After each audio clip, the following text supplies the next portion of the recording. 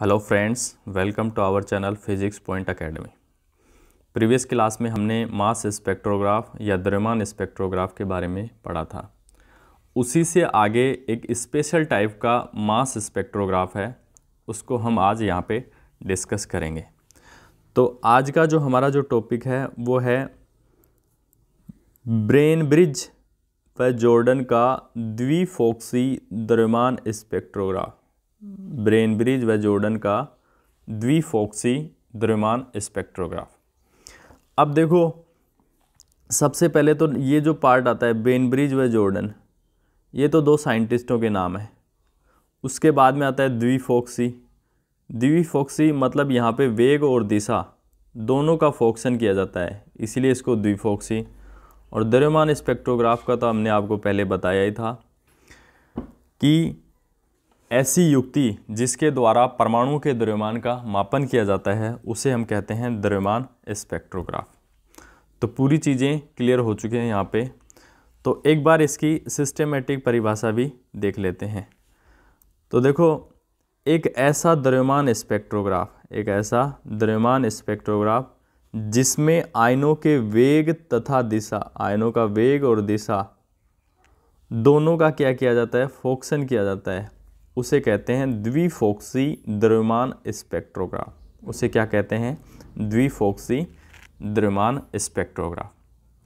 ये तो पता चल गया कि इसे द्विफोक्सी द्रव्यमान स्पेक्ट्रोग्राफ क्यों कहते हैं। लेकिन आगे का जो नाम है ब्रेनब्रिज व जॉर्डन, इसके बारे में भी देखते हैं। द्विफोक्सी द्रव्यमान स्पेक्ट्रोग्राफ को ब्रेनब्रिज व जॉर्डन ने बनाया, इसीलिए इसको बोलते हैं ब्रेनब्रिज व जॉर्डन का द्रव्यमान स्पेक्ट्रोग्राफ। अब जो ब्रेनब्रिज व जॉर्डन का जो द्रव्यमान स्पेक्ट्रोग्राफ है, इसके मुख्य भाग निम्न हैं। जैसा हम अन्य द्रव्यमान स्पेक्ट्रोग्राफ में पढ़ते हैं वैसा ही यहाँ पे सब कुछ स्ट्रक्चर है, इसकी भाग हैं इसके। सबसे पहले हमने वहाँ पे पढ़ा था कि इसका जो पहला जो भाग है वो आयन स्रोत, जिसमें हम कोई भी जो परमाणु है उसको हम आयनों के रूप में प्राप्त करते हैं। अब उसकी भी 3 टेक्निक हमने वहाँ पे आपके साथ डिस्कस की थी। इसके बाद में दूसरा जो पार्ट है इसका है वो है ऊर्जा फिल्टर। दूसरा जो पार्ट है वो क्या है, ऊर्जा फिल्टर। अब ऊर्जा फिल्टर में क्या करते हैं, हम समान ऊर्जा के आयन प्राप्त करते हैं, समान गतिज ऊर्जा के। तीसरा जो पार्ट है वो है संवेग फिल्टर, जिसको बोलते हैं मोमेंटम फिल्टर। और चौथा जो पार्ट है इसका अभिलेखन कक्ष या रिकॉर्डिंग चैम्बर। अब एक बार इसका जो डायग्राम है मैं इसके ऊपर मतलब लाइन खींचूंगा, तो आप भी साथ के साथ इसका डायग्राम बनाना है। बाकी आप बुक की हेल्प से भी डायग्राम बना सकते हैं। तो देखो, ब्रेनब्रिज व जॉर्डन का जो द्रव्यमान स्पेक्ट्रोग्राफ है उसका कुछ स्ट्रक्चर कुछ ऐसे है। सबसे पहले यहाँ पे एक आयन स्रोत है, यहाँ पे एक आयन स्रोत है। अब आयन स्रोत में यहाँ पे उच्च विभवांतर आरोपित किया जाता है, और वो उच्च विभवांतर कितना है, 20,000 किलो वोल्ट का। अब देखो यहाँ से ना, इसको थोड़ा से वाइड कर लेते हैं।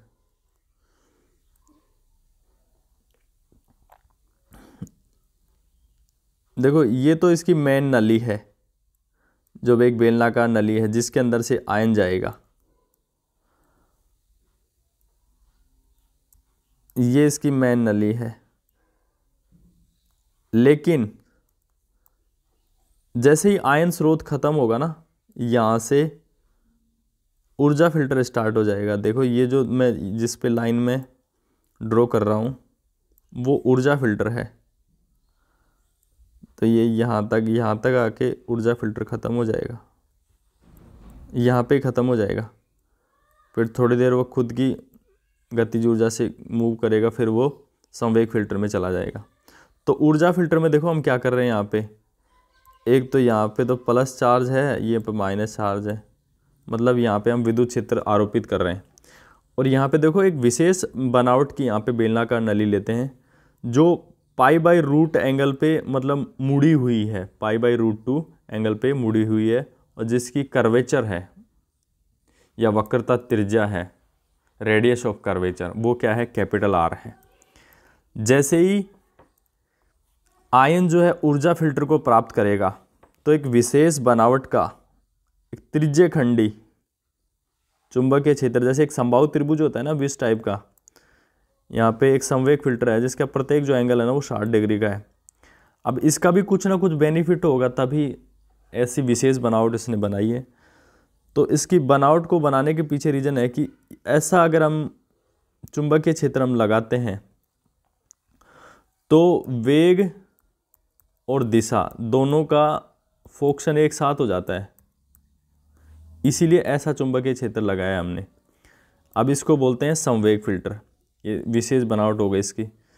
इससे आगे देखो, यहाँ से इसको वेग और दिशा दोनों का अभिलेखन के द्वारा एक विशेष दिशा में इसको फोकसित किया जाता है। यहाँ पे तीक्ष्ण रेखा के रूप में आपको आयन्स मिल जाएंगे, जो अलग अलग आयन जो हैं, अलग अलग द्रव्यमान के आयन अलग अलग रेखा में क्या हो जाएंगे, आके बैठ जाएंगे। जैसे मान लेते हैं, जैसे ये फोटोग्राफिक प्लेट है यहाँ पे, तो उस पर ऐसे आके जम जाएंगे, 1 AMU के इधर, 2 AMU के इधर, 3 AMU के इधर, 4 AMU के इधर, 5 AMU के इधर, 6 AMU के इधर, 7 AMU के इधर, इस हिसाब से यहाँ पे अरेंज हो जाएंगे।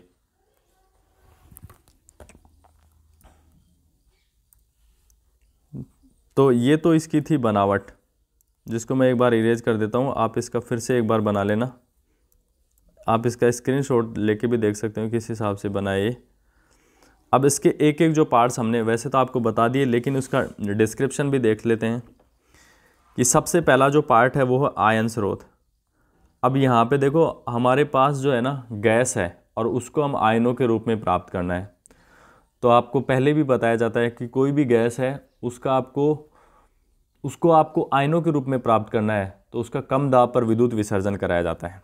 अब देखो, यही चीज़ें यहाँ पे लिखी हुई हैं, कोई ज़्यादा रॉकेट साइंस नहीं है। कि आयन स्रोत में क्या होती है, एक विसर्जन नली होती है। आयन स्रोत में क्या होती है, एक विसर्जन नली होती है। अब विसर्जन नली में क्या होता है, जिसमें कम दाब पर गैस भरी होती है। विसर्जन नली में कम दाब पर गैस भरी होती है। और इसमें क्या होता है कि एनोड व कैथोड के मध्य 20 किलोवोल्ट मतलब 20,000 वोल्ट विभवांतर को आरोपित किया जाता है। जब आप इतने हाई वोल्टेज विभवांतर को इतने कम दाब पर आप आरोपित करोगे, तो जो वो गैस है वो विद्युत विसर्जन द्वारा धनायन के रूप में हमें प्राप्त हो जाएगी। तो उसके आगे लिखा है, गैस के विद्युत विसर्जन द्वारा, गैस का क्या होगा, विद्युत विसर्जन द्वारा धनायन प्राप्त किए जाते हैं। इससे हमें क्या मिल जाता है, धनायन मिल जाते हैं, जिसमें वेग व द्रव्यमान व वेग अलग अलग होते हैं। अब ये तो आयन स्रोत का ये काम ही नहीं है, वो तो केवल आपको आयनों के रूप में प्राप्त, मतलब आपको परमाणु को आयनों के रूप में बदल के देगा। अब उसके द्रव्यमान और वेग तो अलग अलग होंगे, तभी तो हम फिल्टर यूज़ करते हैं। तो एक बार ऊर्जा फिल्टर काम में लेंगे और एक बार संवेग फिल्टर, मतलब यहाँ पे जैसी रिक्वायरमेंट है उस हिसाब से, जैसा ब्रेन ब्रिज व जॉर्डन ने किया। अब देखो, उसके बाद में है ऊर्जा फिल्टर, सेकंड जो पार्ट है ऊर्जा फिल्टर। अब ऊर्जा फिल्टर में देखेंगे, आयन स्रोत से जो हमें आयन प्राप्त होते हैं, आयन स्रोत से प्राप्त आयनों को बेलनाकार फिल्टर में प्रवेश कराया जाता है। आयन स्रोत से जो हमें आयन प्राप्त होते हैं उनको कहाँ पे प्रवेश कराया जाता है, बेलनाकार फिल्टर में, जिसका जो चाप होता है ना वो π/√2 होता है। जिसका चाप, ये विशेष बात है, इसको ध्यान रखना है, π/√2, जिसका चाप कितना होता है, π/√2। यह बेलनाकार प्लेटों का बना होता है। ये जो बेलनाकार जो फिल्टर होता है ना, ये बेलनाकार प्लेटों का बना होता है। अब जिसके मध्य क्या करते हैं हम, विद्युत क्षेत्र आरोपित करते हैं, जिसके मध्य विद्युत क्षेत्र आरोपित किया जाता है। अब बेलनाकार फिल्टर से बेलनाकार जो ऊर्जा फिल्टर है उससे वही आयन निकल पाएंगे जिसका अभिकेंद्रीय जो बल है वो विद्युत बल के बराबर होगा। तो यही बात यहाँ पे लिखे, बेलनाकार ऊर्जा फिल्टर से वे ही आयन बाहर निकलते हैं जो निम्न समीकरण को संतुष्ट करते हैं। वो निम्न समीकरण क्या है, mv²/r = QE। मतलब अभिकेंद्रीय जो बल है वो किसके बराबर होना चाहिए, विद्युत बल के। अगर वो जो आयन इस कंडीशन को सेटिस्फाई नहीं करेगा वो ऊर्जा फिल्टर से बाहर ही नहीं निकल पाएगा। तो ऐसे ही हम जैसे हम अपने घरों में देखा होगा सुबह चाय बनती है तो जिनका आकार बड़ा होता है वो छलनी से निकल ही नहीं पाते हैं, तभी तो यही तो काम है फिल्टर का। उसके बाद में है संवेग फिल्टर। संवेग फिल्टर में हमने बताया था आपको विशेष बनावट का एक संवेग फिल्टर है। देखो ये 60 डिग्री कोण पे त्रिज्यखंडी चुंबक है। अब देखो संवेग फिल्टर में क्या होता है, देखो संवेग फिल्टर में ऊर्जा जो फिल्टर से निर्गत आयन 60 डिग्री कोण के त्रिज्यखंडी चुंबकीय क्षेत्र में प्रवेश कराया जाता है।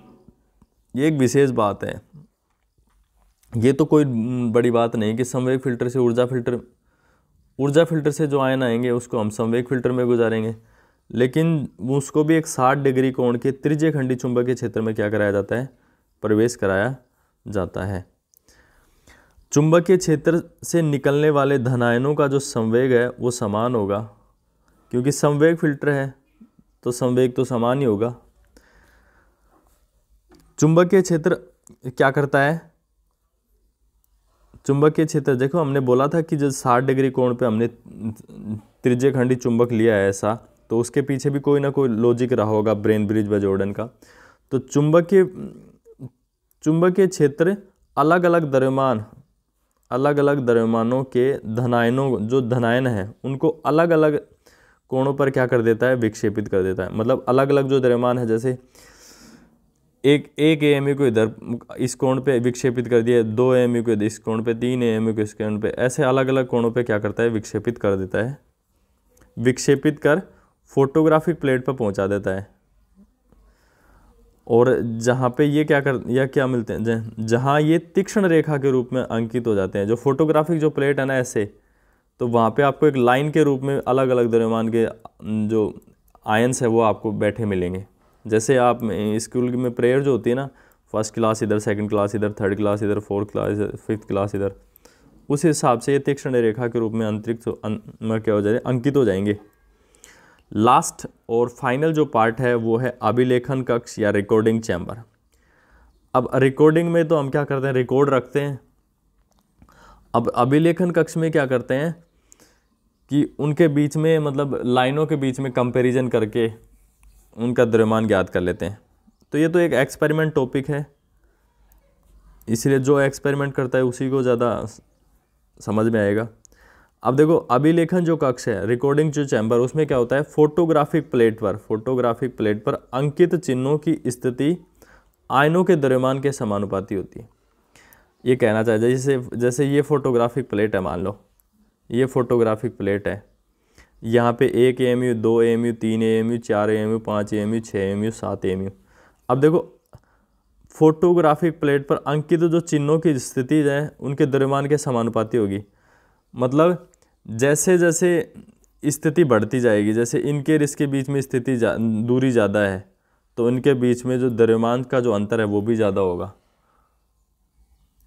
ये कहना चाह रहा है कि सबसे कम द्रव्यमान का सबसे पहले, उसके बाद में उससे बड़ा, उससे बड़ा, उससे बड़ा, ऐसे चलता रहेगा। तो फोटोग्राफिक प्लेट पर अंकित जो चिन्हों की स्थिति है वो द्रव्यमानों के समानुपाती होती है। ये बढ़िया बात है यहाँ पे, जिसके कारण सुग्राही रूप से, अब देखो वो खुद ही जाके अरेंज हो रहे हैं एटम जैसे लाइनों के रूप में, तो अपने को तो क्या जोर आएगा बताओ, सुग्राही रूप से क्या करेंगे, जिसके कारण सुग्राही रूप से नाभिकों के द्रव्यमान का मापन किया जाता है। तो ये था ब्रेन ब्रिज व जॉर्डन का द्रव्यमान स्पेक्ट्रोग्राफ। तो आज की क्लास में केवल इतना ही, मिलते हैं आपको नेक्स्ट क्लास में। और आपसे एक रिक्वेस्ट हमारी कि अभी तक आपने हमारा चैनल को सब्सक्राइब नहीं किया है तो सब्सक्राइब करें प्लीज़, और अपने भी दोस्तों को बताएं ताकि उनको भी बेनिफिट मिले। ऐसे थोड़े ना है कि हमें ही मतलब परसेंटेज बनानी है, और कम से कम आप 10 फ्रेंड्स को बताएं जिससे मतलब हमें भी बेनिफिट हो, हमें भी मोटिवेशन मिले काम करने का। तो आज के लिए इतना ही, मिलते हैं नेक्स्ट क्लास में, तब तक के लिए नमस्कार।